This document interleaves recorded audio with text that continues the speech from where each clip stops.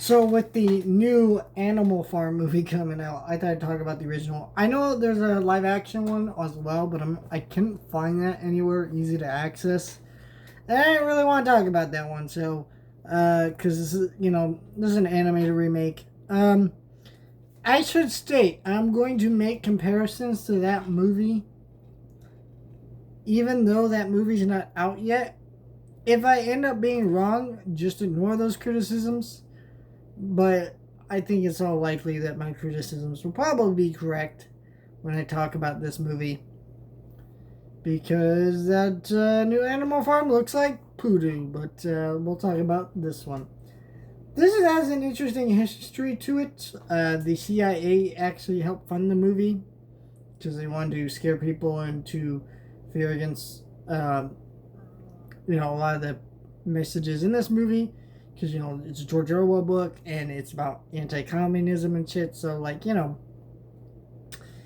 a very interesting novel. It's actually a very quick read. I know a lot of people read it in school, but it's kind of funny to be read that book in school, because I think it's given to you in a digestible way, but I don't think you will actually understand it until you're significantly older, which I think a lot of good art made for younger viewers is, but I don't know if that's one I would read to younger children who are not in at least high school. But they're elementary teachers that would read that to children back in the day.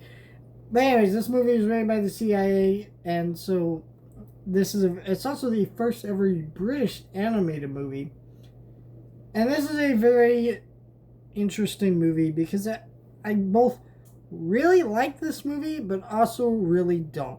I'll probably never watch this movie again.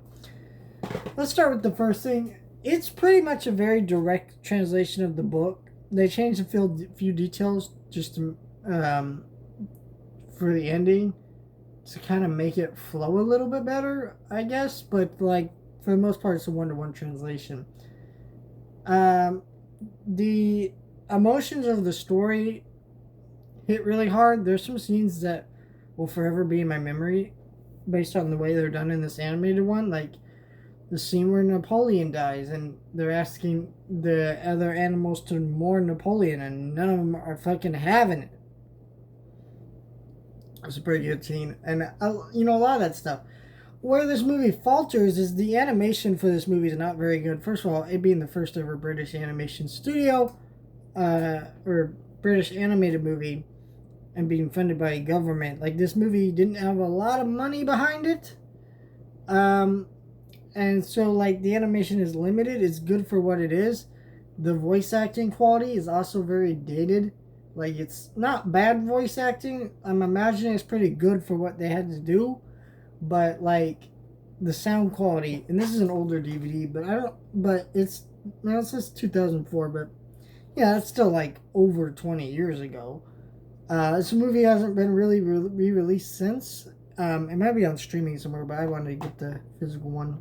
And, yeah, I mean, they did some digital remastering to this movie, but it still doesn't look very good. It still looks pretty bad. This is a movie that's definitely due for a nice HD cleanup at some point. But the movie just is not, it feels very dated in a lot of those aspects to it. And which is why we're due for a nice remake of this story, especially since, as Andy Serkis, who's directing the new one, has said in interviews, the movie is, or the book is a book that's very relevant to our times. It's just astounding to me that that movie looks the way it does. So we'll see how it turns out.